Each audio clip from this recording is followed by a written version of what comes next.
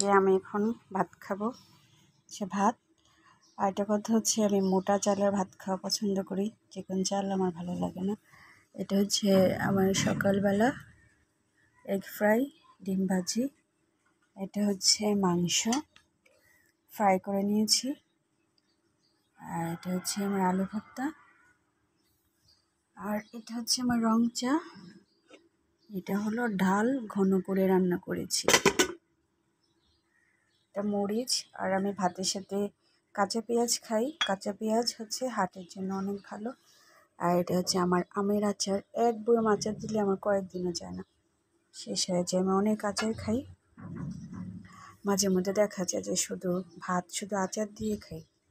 আচার আমার অনেক ভালো লাগে খেতে, টক টক।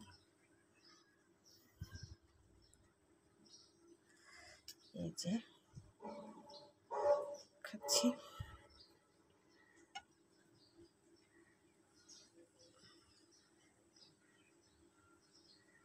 কতটি ভাত খেতেছি, মাশাআল্লাহ মাশাআল্লাহ, অনেক ভাত খাচ্ছি আজকে। এগুলো ডিম, রানের পিস নিয়ে নিই। এই যে এগুলো শুধু তুলে মশলা দিয়ে ফ্রাই করলে খেতে অনেক মজা লাগে। এটা হচ্ছে আমার আলুর ভর্তা। এই যে ওটা আমার পানির বোতল। এটা হচ্ছে আমার বেডরুম, আর অনেকগুলি রুম আছে ওই পাশে।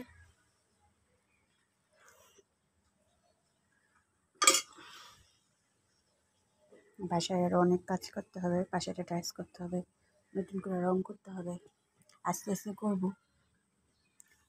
এই যে খুব ঘন করে ডাল রান্না করেছি। এই ঘন ডালটা খেতে অনেক মজা। ডাল, পেঁয়াজ, রসুন, তারপরে হচ্ছে কাঁচামরিচ, তোল দিয়ে রান্না করেছি।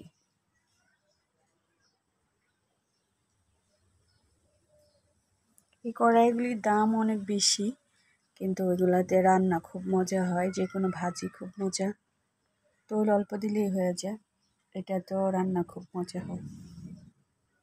কাঁচা পেঁয়াজ,